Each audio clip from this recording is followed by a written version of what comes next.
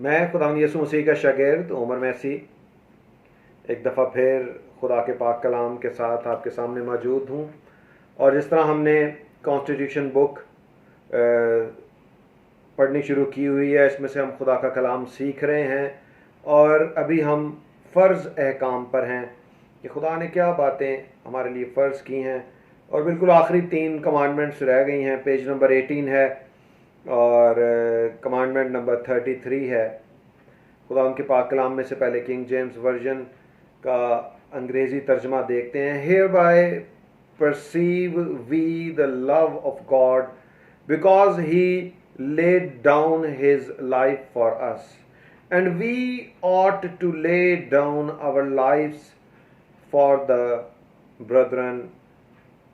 1 John 3:16। इसका उर्दू तर्जमा देखते हैं। पहला यूहन्ना उसका 3रा बाब और उसकी 16वीं आयत। हमने मोहब्बत को इसी से जाना है कि उसने हमारे वास्ते अपनी जान दे दी, और हम पर भी भाइयों के वास्ते जान देना फ़र्ज़ है। आमीन। खुदा के पाक कलाम के पढ़े और सुने जाने पर खुदा की बरकत हो। आयत का पहला हिस्सा मोहब्बत के ताल्लुक से हमें गाइड कर रहा है कि हमने मोहब्बत को इसी से जाना कि उसने हमारे वास्ते अपनी जान दे दी। खुदा यीशु मसीह ने हमारी मोहब्बत में अपनी जान कुर्बान कर दी। खुदा का कलाम हमें सिखाता है कि जब हम गुनहगार ही थे तो मसीह हमारी खातिर मरा।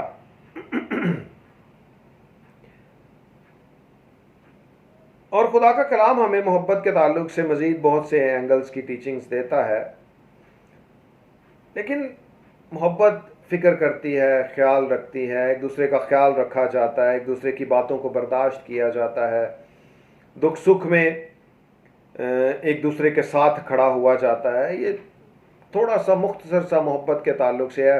मज़ीद खुदावंद यीशु मसीह ने कहा कि अपने पड़ोसी से अपनी मानंद मोहब्बत रखी जाए। ये हमारे लिए बड़ी कमांडमेंट्स में से सेकंड कमांडमेंट्स है। दूसरी बड़ी कमांडमेंट है। पहली कमांडमेंट खुदा से मोहब्बत रखना है।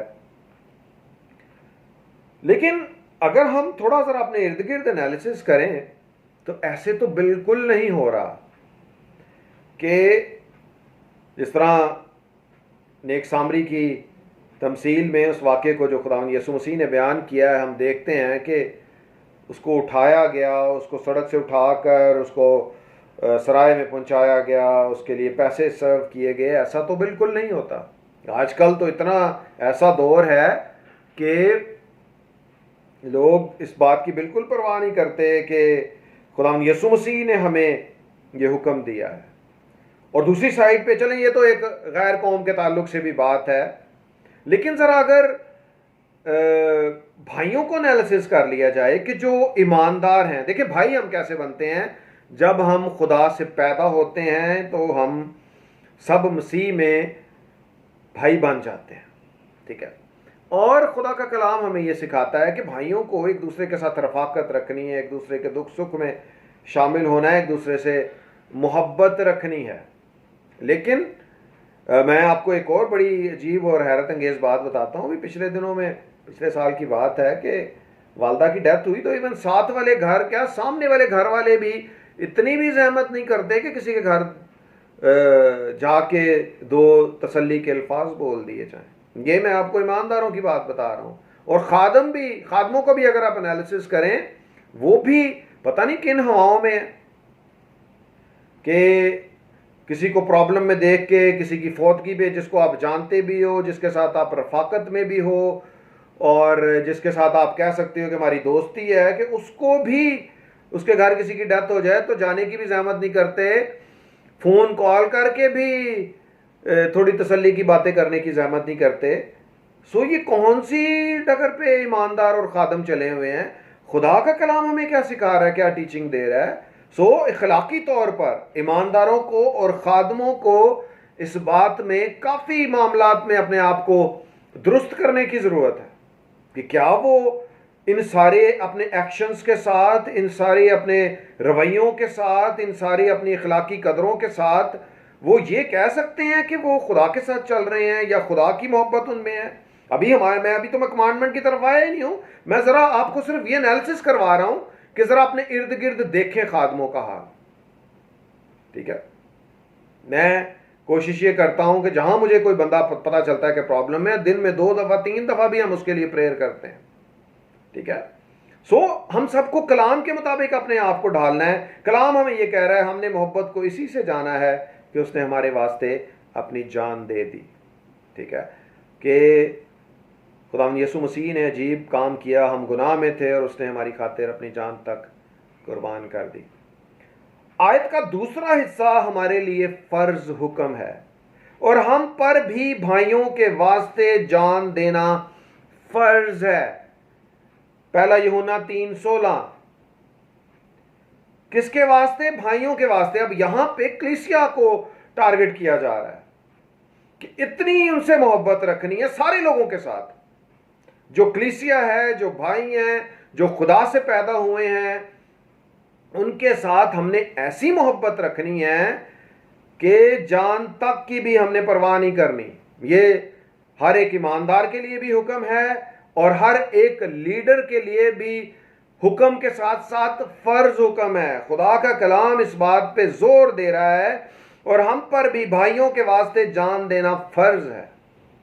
देखें, खिदमत करते हुए भाई बनाने के लिए ही बड़ी मेहनत करनी पड़ती है। गुनाहगारों के पास जाना पड़ता है, उनको जाके मुनादी करनी पड़ती है, उनको तौबा करवानी पड़ती है उनको, और इस सारे प्रोसेस में बहुत सारी मुश्किलात हैं। पौलुस रसूल इन सारी मुश्किलात का जिक्र करता है। मारे खाते हैं खुदा के खादम, कोड़े उनको लगते हैं, बैंत लगते हैं, भूखे प्यासे बहुत सी मुश्किलात का सामना करते हैं, चोरों डाकुओं की मसाइल का सामना करते हैं। लेकिन वो किस लिए सारा कुछ बर्दाश्त करते हैं? कि खादमों को इस कमांडमेंट का कुछ थोड़ों सो को अंदाजा है कि वो खुदा की मोहब्बत में अपनी जान तक की भी परवाह नहीं करते और निकल कर मुनादी करते हैं। और फिर उसके बाद देखें, इसमें ये जो बात है ना कि जान देने तक भी हमें, हाँ, जान देना भी हम पे फर्ज है कि उसकी भी परवाह नहीं करनी। देखें, एक और एंगल से इस बात को देखें। खुदा का पाक कलाम हमें यह सिखाता है कि जल्द किसी पर हाथ ना रखना और उसके गुनाहों में शरीक ना होना। देखें, हम जो लीडर्स हैं, हमें पता भी होता है कि अगला बंदे ने अभी तौबा नहीं की, हम उसको तौबा से पहले भी उसके ऊपर हाथ रख के दुआएं करते हैं। ठीक है, अपनी जान की परवाह नहीं करते, उन खतरात की परवाह नहीं करते कि इसके जुए बंधन लानते हमारी जिंदगी पर भी आ सकती हैं।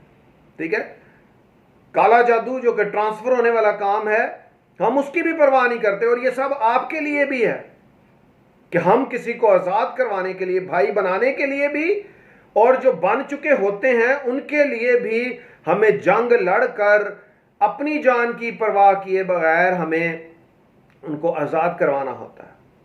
ठीक है, बहुत से मेरे पास ऐसे केसेस आते हैं जो ईमानदार होते हैं, खुदा से पैदा हो चुके होते हैं, लेकिन अबलीसी मामलात का भी शिकार होते हैं, जादूगरियों का भी शिकार होते हैं, और बहुत सी प्रॉब्लम्स में, जुओं में, बंधनों में फिर भी वो फंसे होते हैं, जिनके लिए हम जंग लड़ते हैं और उनको आज़ाद करवाते हैं अपनी जान की परवाह किए बगैर। क्योंकि कलाम हमें यह सिखा रहा है कि हम पर भी भाइयों के वास्ते जान देना फ़र्ज़ है। सो आप सब भी इस बात को सीख लें कि खिदमत जब करते हो, खुदा के पाक रूह की कुव्वत से दलेर होकर खिदमत करनी है और जान तक की भी परवाह नहीं करनी, और खुदा के कलाम की रिक्वायरमेंट्स को पूरा करना है। देखिए, होगा क्या क्या ज़्यादा से ज़्यादा होगा कि किसी की डेथ हो जाएगी, कल आएगा तो वो शहीद ही के खिदमत करते, उसकी डेथ हो गई है। ठीक है, जिस तरह पौलुस रसूल भी कहता है कि जीना मेरे लिए मसीह है और मरना नफा है। देखो, उससे होगा क्या? मर के भी कोई खुदा के पास पहुंच जाएगा। इसमें कौन सी ऐसी